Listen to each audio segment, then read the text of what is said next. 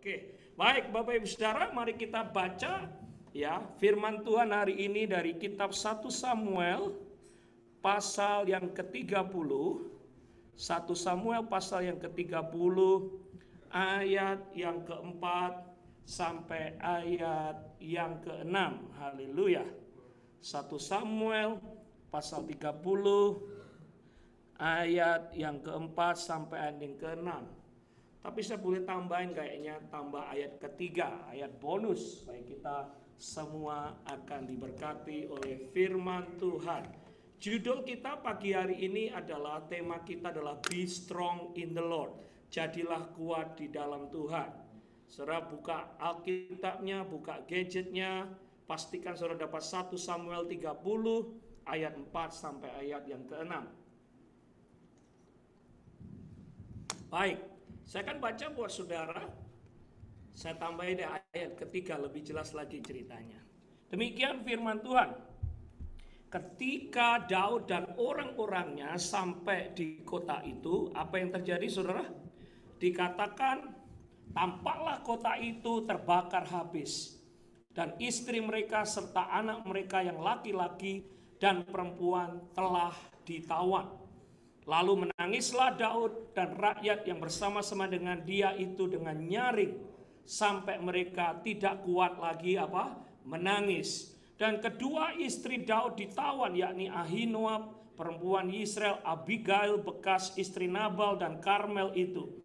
Daud sangat terjepit karena rakyat mengatakan hendak melempari dia dengan batu. Seluruh rakyat itu telah pedih hati masing-masing karena anaknya laki-laki dan perempuan. Tetapi Daud menguatkan kepercayaannya kepada Tuhan Allahnya.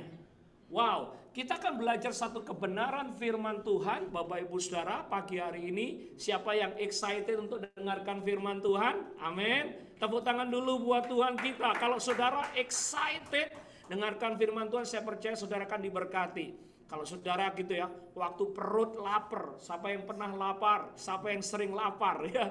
Saudara kalau kita lapar, tempe sama tahu sama nasi sama sambal itu udah cukup, bisa habis 3 piring. Siapa yang pernah ngalami kayak gitu? Saudara. Tapi kalau udah kenyang, nggak masih dikasih makan poha, bahave semua. Aduh nggak enak, udah blenek gitu ya. Udah. Nah biarlah pagi hari ini, walaupun mungkin kebenaran firman Tuhan ini saudara pernah dengar, tapi biarlah kita punya rasa lapar dan haus akan firman Tuhan. Sehingga saudara 30 menit ke depan saudara akan diberkati. Saudara pulang nggak sama, tapi saudara belajar sesuatu. Yang setuju katakan amin. Amin ya. Oke, baik Bapak Ibu Saudara. Kita akan belajar bagaimana kita strong in the Lord. Apa yang terjadi? Saudara, yang pertama dikatakan Daud sedang terjepit. Siapa yang pernah terjepit? Waduh, minimal saudara terjepit pintu. Atau orang Surabaya kejepit lawang. Haleluya. Siapa yang pernah terjepit? Keadaan kita terjepit ya. Kejepit secara ekonomi, kejepit keuangan kita, kejepit untuk cari kerjaan, ada deadline yang harus kita penuhi. Nah, yang menarik hari itu Daud dalam keadaan yang terjepit oleh musuh-musuhnya. Dan apa yang terjadi saudara-saudara? Daud menangis dengan rakyatnya. Dia menangis, bahkan ayat kalau nggak salah, ayat yang keempat dikatakan sampai mereka tidak lagi kuat menangis. Wow. Berarti menangisnya luar biasa saudara.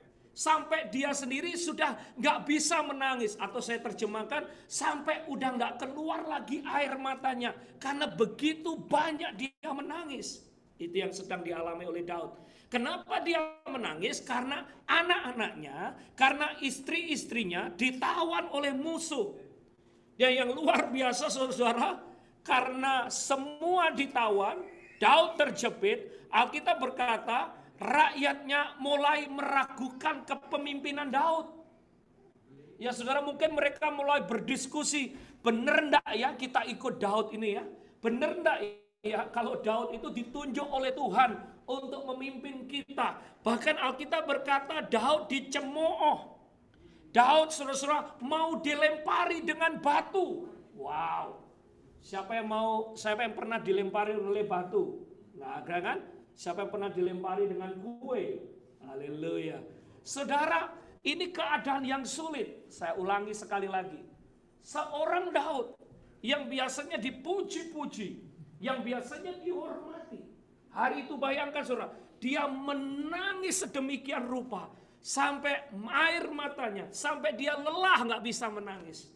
Orang-orang yang dekat dengan dia, yang menghormati dia, yang menyanjung-nyanjung dia. Ingat saudara-saudara, waktu Daud mengalahkan banyak musuh-musuhnya, orang-orang memuji Daud. Dikatakan Daud membunuh berlaksa-laksa, Saul membunuh beribu-ribu. Daud diagung-agungkan lebih daripada Saul. Tapi hari itu Daud nggak diagung-agungkan, justru dicemooh. Bukan hanya itu saudara, Daud kehilangan anak-anaknya, istrinya juga ditawan. Wow, saya nggak bisa bayangkan saudara. Suatu saat kalau nggak salah saya masih ingat ya, sorry ya Cik Jenny, ada Cik Jenny, oke. Ya kalau nggak salah Madeline diajak sama Mbak Nengah keluar dulu di restoran. Itu ya betul ya Cik ya. Mana anakku? Wow, masuk ke toilet. Mana anakku gimana? Padahal udah ikut Mbak Nengah. Cuma kehilangan 5 menit aja. Lah ini saudara, kehilangan anak beberapa hari. Daud udah nangis. Orang-orang yang biasa memuji dia malah mau melempari dengan batu. Saudara-saudara dalam keadaan yang terjepit, nangis udah nggak bisa lagi, air matanya habis, nggak ada kekuatan lagi, nggak ada cara yang lain lagi yang Daud bisa tahu dan mengerti. Tapi yang menarik, dia bisa kuat di dalam Tuhan karena satu prinsip kebenaran firman Tuhan. Ayat yang ke-6, Bapak Ibu Saudara, yuk kita belajar sama-sama bagian yang terakhir. Tetapi Daud menguatkan kepercayaannya, menguatkan dirinya di dalam Tuhan. Dalam bahasa Inggris dikatakan, David encouraged himself in the Lord. Saudara, ada satu kebenaran yang kita harus belajar. Waktu orang lain sudah tidak bisa kuatkan kita. Waktu orang lain sudah meninggalkan kita. Waktu anak-anak kita dan istri kita sudah nggak ada, mungkin pergi dan sebagainya. Ada satu hal yang kita boleh belajar hari ini. Kita harus mengencourage diri kita. Menguatkan diri kita sendiri di dalam Tuhan. Saat-saat yang sulit, saat-saat yang tertekan, saya ulangi, saat-saat yang terhimpit, saat-saat yang krisis, kita nggak boleh hanya mengandalkan pujian orang lain, apalagi pujian sosial media. Orang-orang yang biasa memuji kita nggak ada semua. Orang-orang yang biasa dekat dengan kita nggak ada semua. Cuma kita sama Tuhan. Satu hal yang kita harus bisa belajar hari ini. We have to encourage ourselves in the Lord. Kita harus bisa menguatkan diri kita di dalam Tuhan. Saya mau tanya ini. Kapan terakhir saudara berdiri di kaca dan saudara berkata, you doing good? Pernah? Kapan saudara terakhir memuji diri saudara dan berkata, you doing good? Pernah? Aduh nggak pernah Pak. Nah, mari kita belajar bersama-sama. Coba lihat kanan kiri bilang, you doing good. Nah, kok males ya? You doing good. Amin. Saudara-saudara, society kita ngajarkan kita tuh doing good kalau ada 1, 2, 3 orang yang berkata you doing good. Kalau nggak ada orang yang berkata you doing good, you not doing good. Jujur saudara, kita kan suka sosial media. I have Instagram, I have Facebook. Kalau kita udah masukkan foto, yang like kok sedikit. Saudara kita mulai pikir, ini yang salah apa ya fotonya ya? Oh, kayaknya potongannya salah, bajunya salah, kita ganti, kita remodel supaya dapat jempol. Karena kita rely kepada opinion of other people. Maaf Bapak Ibu Saudara, suatu saat orang lain nggak bisa encourage kita. Suatu saat mungkin orang nggak kasih jempol sama kita. Suatu saat mungkin our community is not going to be with us. Seperti Daud dikatakan, semua orang yang memuji dia suatu saat mau melempari dia. Tapi yang menarik, Daud tidak sedih, Daud tidak frustrasi, Daud tidak gantung diri, Daud tidak stres. Dan dia mungkin berkata, I am doing good. Bukan dia memuji diri dia sendiri, bukan dia mengagungkan dia sendiri, tetapi dia bersyukur buat kasihnya Tuhan. Dia bersyukur buat kebaikannya Tuhan. Dia bersyukur buat karyanya Tuhan. Dia bersyukur kalau dia masih bisa hidup, kalau dia masih bisa bernafas, kalau dia masih bisa bertahan sampai sekarang. Itu semua karena kebaikannya Tuhan. Yang setuju katakan amin. Apa yang terjadi di Kejadian? Ayo kita baca saudara. Kejadian pasal yang pertama. Kejadian pasal pertama. Pak Ben ini ngajarin apa sih? Saya nggak pernah dengar. Masa saya suruh berdiri di kaca bilang I am doing good? Mana bisa? Nah, kita belajar dari Tuhan. Kejadian 1 ayat 31 dikatakan, maka Allah melihat segala yang dijadikannya sungguh amat baik. Katakan sungguh amat baik. 1, 2, 3. Sungguh amat baik. Tuhan bekerja dari hari yang pertama, yang kedua, sampai hari yang ke-6. Dan waktu hari yang ke-7 dia berhenti dan berkata, sungguh ciptaanku amat baik. Dalam translation yang simple, dia berkata, I'm doing good. Ayo kita sama-sama katakan, I'm doing good. 1, 2, 3. I'm doing good. Wah, kayaknya nggak yakin ini. 1, 2, 3. I'm doing good. Kapan saudara terakhir memuji diri saudara sendiri? Kapan saudara terakhir berkata positif kepada diri saudara sendiri? Jangan nunggu orang lain memuji engkau. Jangan nunggu komunitasmu atau Facebook atau Instagram yang memuji engkau. Mari hari ini kita belajar dari Daud. Kita bersyukur. Kita memuji, mengagungkan Tuhan melalui hidup kita. Karena Tuhan sudah begitu baik di dalam hidup kita. Yang setuju katakan, amin. Saudara, kita perlu seperti ini. Daud berkata, I'm doing good. Kenapa? Di tengah kegoncangan, di tengah krisis, di tengah kesulitan, Daud begitu ingat, oh iya dulu aku cuma seorang gembala kambing domba. Dombaku cuma 2-3 ekor. Tuhan angkat aku jadi pemain kecapi yang diurapi Tuhan, bisa masuk istana. Setelah itu dia bisa mengalahkan Goliat. Setelah itu dia diangkat jadi jenderal, diangkat jadi raja. Dan kalau hari ini dia mengalami kegagalan yang sementara saja, dia masih berkata, I'm doing good. Tuhan sudah melakukan banyak hal. Sebagai raja, I'm still doing good. Sebagai pemimpin, I'm still doing good. Karena apa? Tuhan melakukan banyak perkara yang ajaib dalam hidup kita. Dan jangan dilupakan itu. Setuju katakan amin. Mungkin saudara berkata, Pak Benny itu khotbah apa sih? Saya terjemahkan. Saya masih ingat bulan lalu. Waktu kita KKR. Karena tempat ini penuh. Nah waktu saya lagi muji Tuhan gitu ya. Saya lihat di pojok. Loh kursinya kok masih ada 10 yang kosong. Padahal udah 120 orang yang datang. 10 yang kosong. Grup ini kok nggak datang-datang ya. Grup ini kok nggak datang. Coba kalau grup ini datang, pasti tempat yang pojok itu penuh. Waktu saya memuji Tuhan, bahasa Surabaya ini, saya kayak dikeplak dari surga. Cedes gitu saudara. Benny bangun. Ngapain mikirin yang masih kosong? Di sini sudah ada 120 orang. Kamu harus nyanyi yang terbaik, melayani yang terbaik. You doing good. Saya ulangi.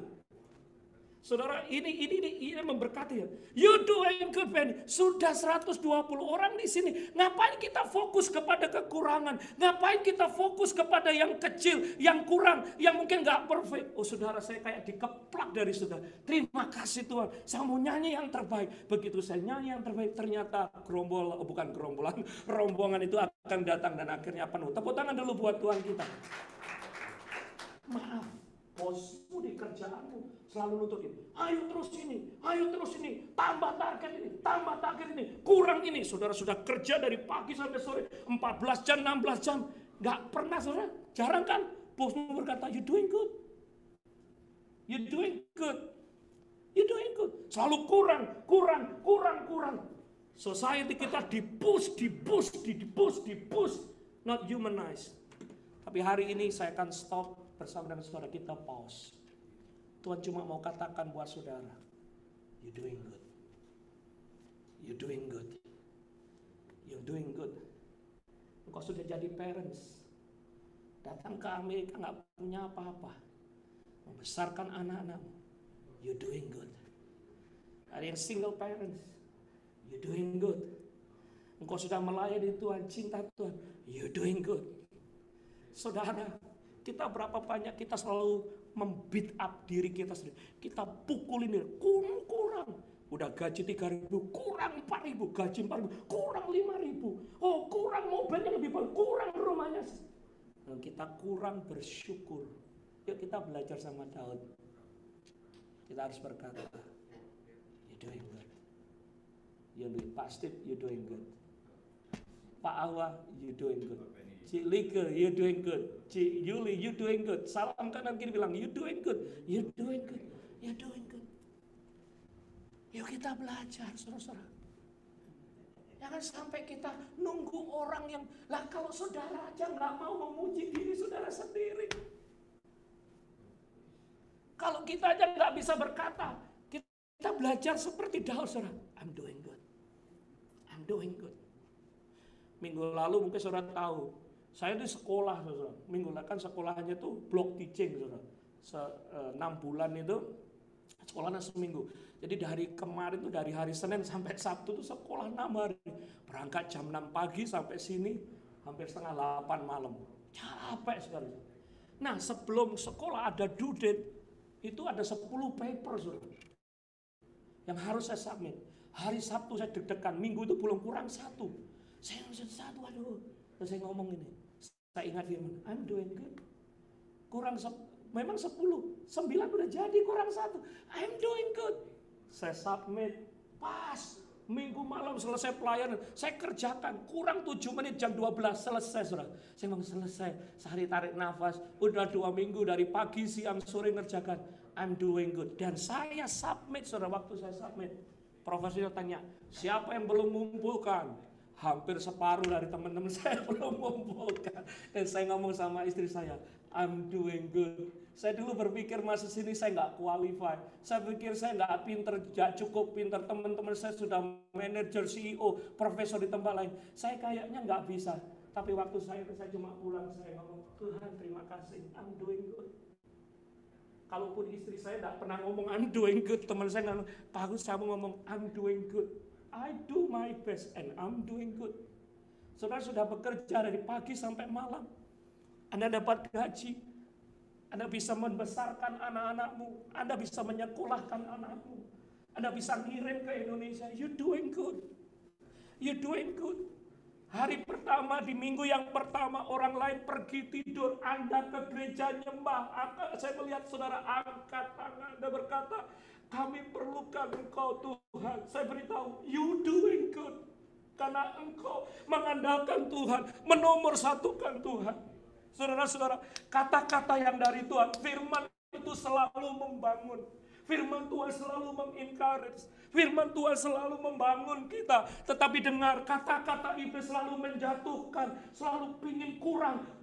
Kamu kurang baik. Kamu kurang. Kamu bukan istri yang baik. Kamu bukan suami yang baik. Kamu bukan mama yang baik. Kamu bukan pasangan yang baik. Itu kata-kata iblis. Itu liar from the enemy. Tuhan cuma berkata buat saudara, jemaat Nations Worship Center pagi ini, you doing good. Karena engkau punya Tuhan dan engkau mau taat melakukan kebenaran firman Tuhan. Kasih tahu kanan kiri bilang, you doing good, you doing good, you doing good, you doing good. Tepuk tangan dulu buat Tuhan kita. Siapa yang dengar kata-kata dari bosmu setiap hari? Ayo terus. Target 8.000, udah 8.000, kurang 9.000, kurang 12.000. Kurang, bos kerja dewe, more. You're not doing good. Ada kalanya kita harus pause. Seperti Tuhan berkata, I'm doing good. Saudara, bukan kita memuji diri kita sendiri. Tapi kita boleh bersyukur buat segala hal yang Tuhan sudah kerjakan. Dan waktu Daud mengencourage dirinya, maka dia terima kekuatan yang baru. Dia bangkit lagi dan dia kumpulkan pasukannya. Ayo kita rebut. Kalau saudara baca ayat-ayat berikutnya, dia kuat, dia maju, dan akhirnya kemenangan yang dahsyat Tuhan sediakan bagi orang-orang yang berjalan dalam kehendaknya dan rencananya. Katakan amin. Hari ini enggak mau beat up saudara. I know you work hard. Sampai minggu ini kerja 60 jam, angkat tangan ke bawah. Yang kerja 80 jam. Haleluya. You're doing good. You're doing good, Cipona. You're doing good. You're doing good. Haleluya. Saudara, kita perlu mengencourage diri kita. Karena apa? Saudara, waktu kita menguatkan diri kita, maka yang pertama, saudara, kita bersyukur buat segala hal yang Tuhan sudah kerjakan. Marcella, you doing good. Hendra, you doing good. Daud bersyukur. Daud memuji, menyembah Tuhan. Daud bersyukur buat kasihnya dan kebaikannya. Maka dia memuji, mengagungkan Tuhan. Nah, saudara, yang kedua, kenapa kita perlu doing good dan apa yang kita lakukan waktu kita mengencourage diri kita? Kita belajar untuk berpikir dan berkata-kata positif. Kalau saudara dikasih minum, gelasnya cuma separuh, saudara mau ngomong apa? Wah, ini tuan rumahnya males ini. Ngasih air kok ngasih air cuma separuh. Males ini. Tapi kalau sudah berpikir positif, wah ini tuan rumahnya ini sregep, rajin. Nanti saya minum habis dikasih minum lagi. Betul. Ada saudara kasih minum. Saudara kasih minum, pasti dikasih minum separuh. Saya ini Pastor Benny nih kasih minum separuh. Ngapain? Tapi kalau kita orang yang positif akan berkata, puji Tuhan separuh. Yang separuh kita tambahin es teh atau sirup marjan sehingga kita bisa minum dengan baik. Saudara, waktu pandemik berlalu dan hampir selesai, siapa yang percaya pandemik akan segera berlalu? Tepuk tangan dulu buat Tuhan kita. We learn a lot of good things.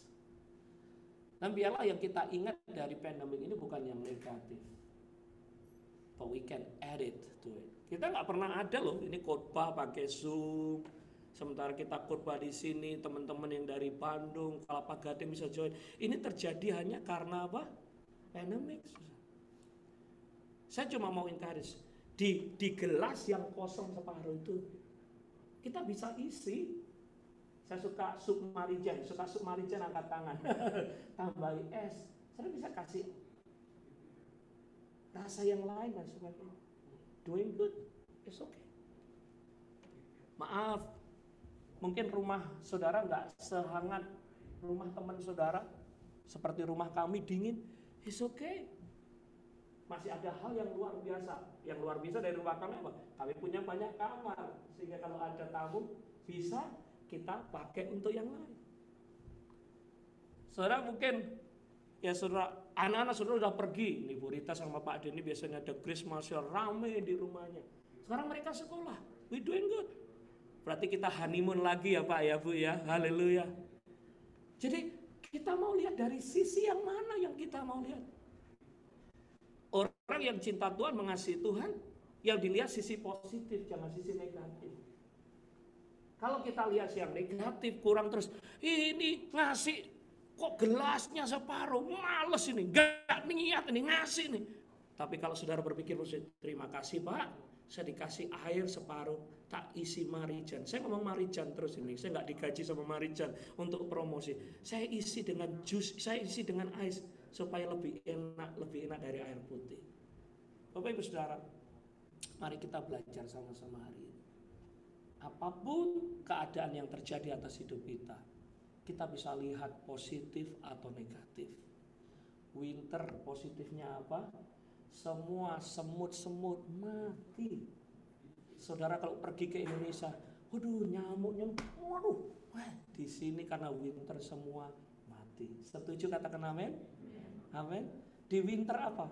Tidur itu nyenyak ya. Istri saya saya sama Justin kalau dingin jelas enak. Coba kalau panas, wah gitu ya saudara. Betul? Ya saudara. Kalau winter tuh enaknya makan yang kuah-kuah, betul? Amin. Selesai ini saudara boleh makan poha, boleh makan sup dan sebagainya. Saya cuma encourage. Memang kita masuk musim winter.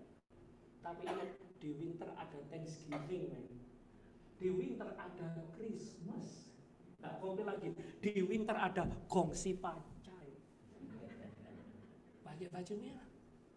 Saudara, waduh gak enak Pak, winter dingin Pak, gak enak. Wah gak enak, tergantung. Saudara mau lihat dari perspektif yang mana? Gak enak Pak, winter gak enak, tergantung. Kalau saudara pokoknya, wah lagi nih, apalagi ibu, entar lagi Black Friday, wah gitu saudara-saudara. Saya siap Pak, dengan semangat 45 saya bawa tas. Seperti orang-orang Cina tahu bawa, wah banyak tas saudara. Tergantung. Orang yang berpikir positif tidak melihat gelas yang half itu sebagai tanda yang negatif. Orang yang berpikir positif tidak takut winter karena dia tahu di dalam winter pun ada perkara-perkara yang dahsyat, yang luar biasa yang Tuhan akan kerjakan. Dan saya percaya setiap kita di sini akan siap menghadapi winter. Katakan amin. Tepuk tangan dulu buat Tuhan kita. Yes, care.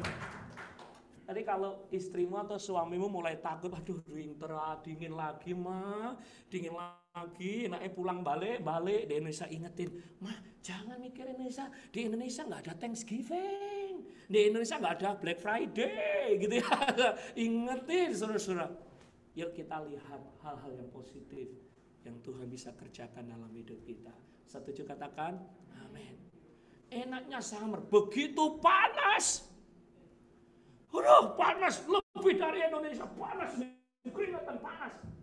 Saudara balik lagi. Saudara mau lihat yang positif atau yang negatif? Ini panas, waktunya untuk jalan-jalan. Ini waktunya untuk pakai celana pendek. Ini waktunya pakai sandal jepit. Ini waktunya anak-anak libur kita bisa jalan-jalan. Balik lagi. Tergantung cara pikir kita. Kita mau lihat yang positif atau yang negatif. Tapi saya belajar kalau saudara lihat yang negatif, saudara tidak mengencourage diri kita. Tetapi kalau kita bicara yang positif, Alkitab berkata hidup dan mati kita dikuasai lidah. Waktu kita memperkatakan yang positif, memperkatakan firman Tuhan, janji Tuhan, hidupmu akan dikuatkan dan kau akan mengalami kemenangan daripada Tuhan. Yang setuju katakan amin. Bilang I'm doing good. 1, 2, 3. I'm doing good. Kasih tahu kanan kiri, you doing good, you doing good, you doing good. Amin. Kegagalan adalah kesuksesan yang tertunda. Siapa yang pernah gagal? Siapa yang terus berhasil terus? Ada? Pasti? Did you ever fail? I have failed many times. 2 Petrus pasal 2 Petrus pasal 1 ayat 10 dan 11, ayat terakhir yuk kita baca. 2 Petrus pasal yang pertama ayat 10 sampai terakhir. Saudara, saya ngajak untuk kita belajar bahwa kegagalan itu lumrah. Dan kegagalan itu cuma kesuksesan yang tertunda. Dan justru dalam kegagalan ini kita belajar sesuatu, susah. Di balik kegagalan, ketidakberhasilan kita harus tetap bisa berkata, I'm doing good. Kalau aku masih bisa mencoba, I'm doing good, kita akan coba lagi, we'll try again. And God's willing, God will help us go through these things. Haleluya. 2 Petrus pasal 1 ayat yang ke-10 dikatakan begini. Karena itu saudara-saudaraku, berusahalah sungguh-sungguh supaya panggilan dan pilihanmu makin teguh. Ini kata Petrus ya, itu gambarnya Petrus di slideshow. Sebab jikalau kamu melakukannya, kamu tidak akan pernah tersandung. Dengan demikian kepadamu akan dikaruniakan hak penuh untuk memasuki kerajaan kekal, yaitu kerajaan Tuhan dan juru selamat kita, apa? Yesus Kristus. Daud pernah terjepit, kalau Petrus tersandung. Saudara ingat? berapa kali Petrus tersandung? At least saya lihat 3 kali dia pernah gagal. Kegagalan yang pertama dialami Petrus apa? Dia hampir tenggelam. Ingat? Waktu Yesus berjalan di atas air, Petrus ngomong, saya mau jalan di atas air. Kayak Yesus. Wah, dia jalan. 1, 2, 3 langkah. Mungkin langkah yang kelima dia tenggelam. Hampir saja mati. Petrus gagal ya pertama. Tapi Tuhan kasih kesempatan dia lagi diangkat. Dia selamat. Kegagalan yang kedua, ingat? Petrus waktu dia melihat Yesus disalibkan, dianiaya. Ada ibu-ibu, ada anak kecil datang. Loh, kamu kan bagian dari muridnya Yesus. Petrus berkata, bukan, saya enggak. Petrus menyangkal berapa kali? 3 times. Saudara, setelah Yesus naik ke surga, dia dibangkitkan. Yesus naik ke surga. Ya, saudara, Yesus bangkit dari kematian. Yesus menampakkan diri kepada Petrus dan teman-temannya. Karena Petrus hari itu berkata, yuk kita mancing lagi yuk, kita cari ikan lagi yuk. Jadi Petrus sudah jadi hamba Tuhan, udah melayani bersama dengan Tuhan Yesus. Tapi waktu Yesus disalibkan mati, Petrus sempat bimbang dan dia ngajak teman-temannya untuk menjala ikan lagi. Tapi puji Tuhan, Yesus menampakkan diri dan Petrus berkata, ampuni dosaku ya Tuhan. Dan sejak itu Petrus namanya diganti saudara-saudara menjadi batu karang yang teguh, dan di dasar iman ini akan mendirikan gereja. Jadi Petrus juga pernah gagal. Daud pernah gagal. Tapi yang menarik dikatakan ayat yang ke-10 dan 11, berusahalah teguh dalam panggilanmu, sebab jeripayamu di dalam Tuhan tidak pernah sia-sia. Waktu engkau berjalan bersama dengan Tuhan, Tuhan akan memberikan kekuatan kepada kita. Yang setuju katakan amin. Petrus pernah gagal, Daud pernah gagal. Saya kasih tahu di situ, saya tulis, hidup ini bukan lari jarak dekat, tetapi lari maraton. Bedanya jarak dekat sama maraton apa? Maraton masih panjang, tapi jarak dekat itu sedikit. Daud dan Petrus akhirnya menjadi hamba-hamba Tuhan yang luar biasa. Jadi kalau saudara atau saya atau kita semua pernah gagal, jangan putus asa.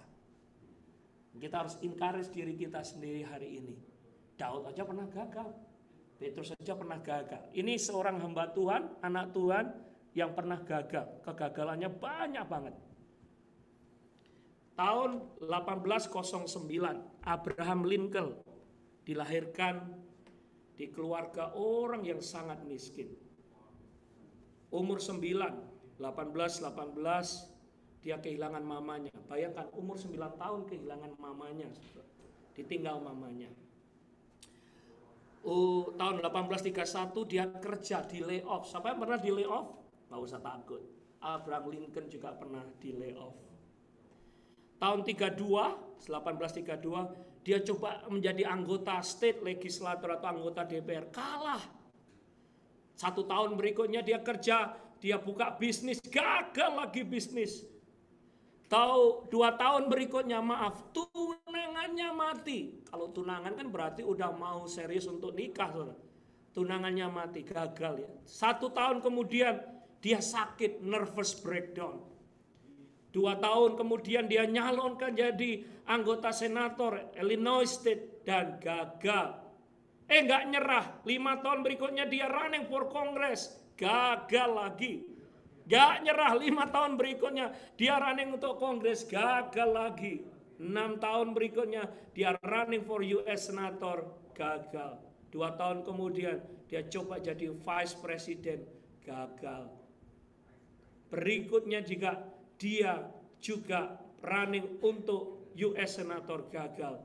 Tapi finally tahun 60 dia menjadi Presiden United States of America.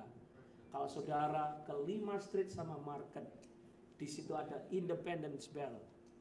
Abraham Lincoln berhasil membunyikan lonceng itu, mempertandakan bahwa orang hitam dan orang kulit putih sama, karena kita semua adalah orang-orang yang dicintai, dikasihi oleh Tuhan. Dan dia set the stage untuk Amerika menjadi negara seperti ini, karena dia menghapuskan perbedaan antara orang putih dan orang kulit hitam. Dan itu juga memberikan impact bagi kita, orang-orang Asia yang dipandang sama. Karena penghargaan bukan ditentukan oleh warna kulit, tetapi kepribadian kita. If you are talented, you should be the leader of this nation.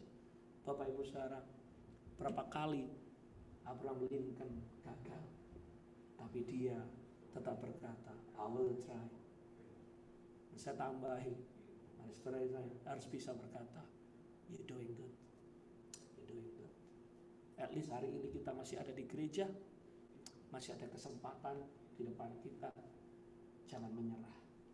Tuhan berkata, you're doing good. You fail, you wake up again and try again. God will be with you. Emmanuel. Tarik nafas panjang-panjang. 1, 2, 3. Kita bangkit lagi ya. Semangat lagi ya. You're doing good. Mari bangkit berdiri bersama-sama. Haleluya. Saya minta pemain musik.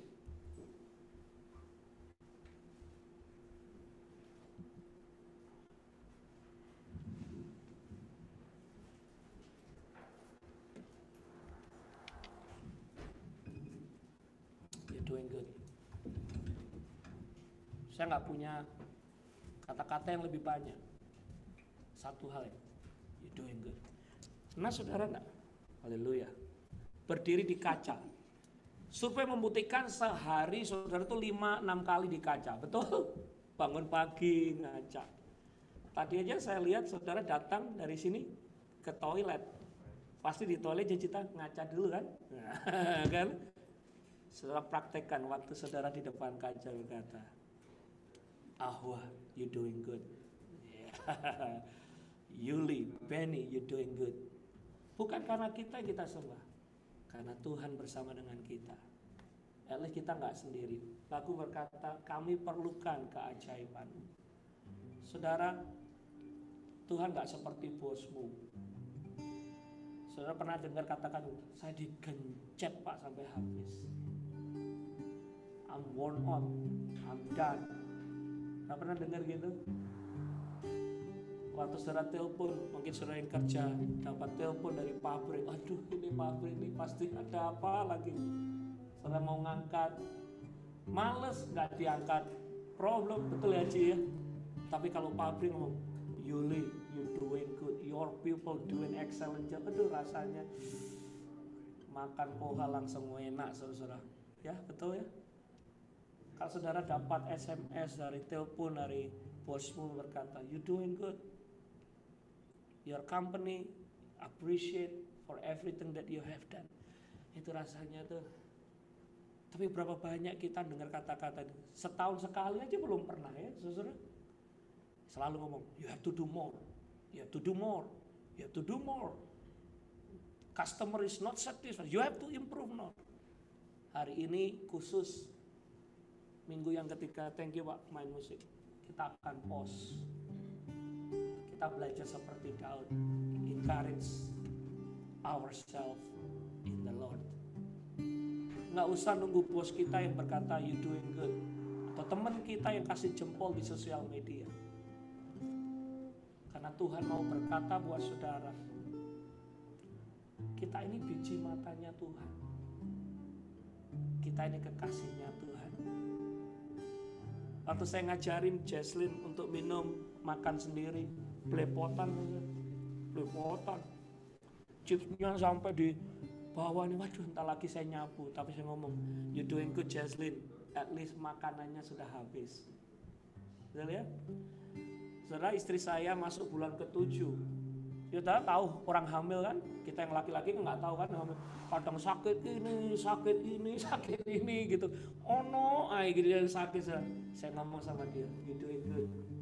Udah melewati bulan ke-7, 2 bulan lagi selesai. You doing good, you doing good, you doing good. Hari ini kan cuma berkata, dia Bapa yang baik, dia mengasihi kita. Apalagi minggu pagi sudah datang ke gereja, saudara mengangkat tangan, aku perlu Engkau Tuhan. Saya yakin Bapak kita akan peluk kita, Bapak kita akan embrace kita. Bapak kita berkata, it's okay anakku, bikin salah, it's okay.